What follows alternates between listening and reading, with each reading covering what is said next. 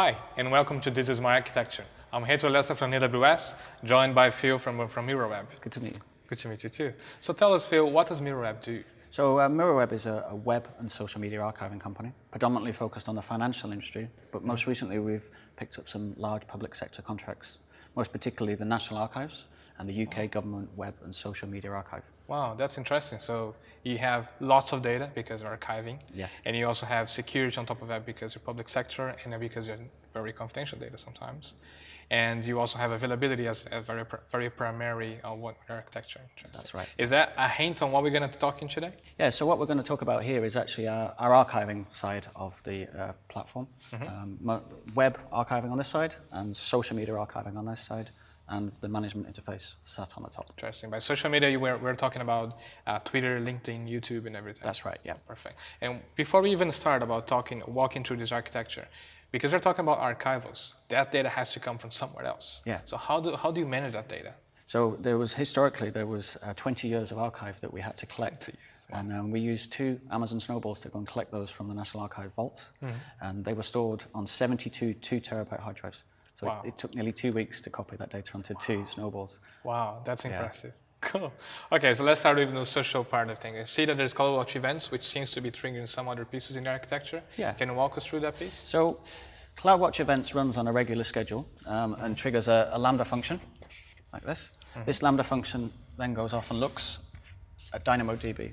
And in DynamoDB, we have a list of all of the social media accounts that need to be archived for the National Archives. That then triggers another Lambda function, and that Lambda function triggers parallel Lambda functions to go off and archive all the social media accounts. So let's say we've got 50 accounts. It triggers 50 separate Lambda functions to go off and pull down all of the messages that have been put onto those accounts since our last archive, which may have only been 20 minutes ago. So once that happens, the Lambda functions send the raw JSON data back into DynamoDB, where it's stored. So that contains the metadata of the posts. But what's missing is the images, the videos, and any links that would have been associated with those posts. So DynamoDB itself then triggers yet another Lambda function for each message that we've downloaded. So a Lambda function triggers, then it goes into step functions to look to see whether the message contains any images, any videos, or any links. Okay. That step function jumps through and ends up triggering more Lambda functions that will download all the images associated with that post and store them in S3. Download all of the associated content around the link, so that might be the little screenshot that you would get. And then there's the video. Now videos predominantly will take longer than 5 minutes to download. So we use ECS to do that. So an ECS task will spin up if there's video content to be downloaded. Oh, okay, that makes total sense. What about the web piece? I can see there's an S3, which sounds like it triggers other Lambda functions similar to CloudWatch events. That's right, yeah. Perfect. Can you walk us through this? So the National Archives already have their own platform for triggering the web archiving side of things. And they deliver us XML files. And when those XML files get to us, it triggers an event to convert them into JSON files that match our standard. Those JSON files are stored in that bucket, and they trigger Lambda and a Lambda event to analyze that JSON file. That JSON file may contain 50 websites to be archived.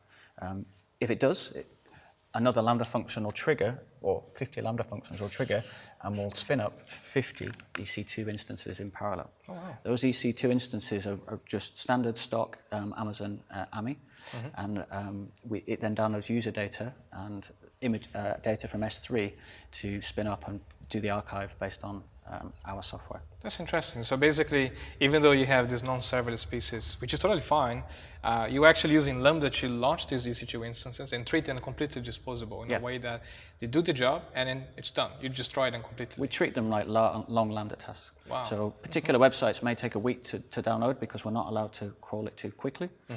Some websites may only take an hour, in which case it's a perfect system.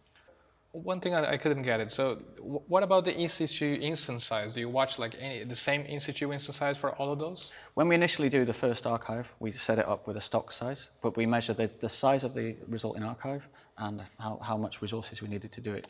So we then scale the instance on the next iteration. So if the archive was 10 gigabytes, for example, we'll only allocate a 10 gigabyte EBS volume for that instance.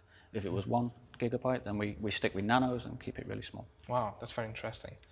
So recapping a little bit here. So you have the social piece and you have the web piece. What I found particularly unique about architecture, apart from being everything serverless, from the majority of things I could say, is that you're treating these pieces as serverless. And you're literally just using the right instance type, depending on the workload, and you're just trying them right afterwards. That's right, yeah. Perfect. Wow, that's pretty good. Thanks for sharing that with us. It was Thank you pretty very much. interesting, Phil. Thanks everyone for watching. This is my architecture.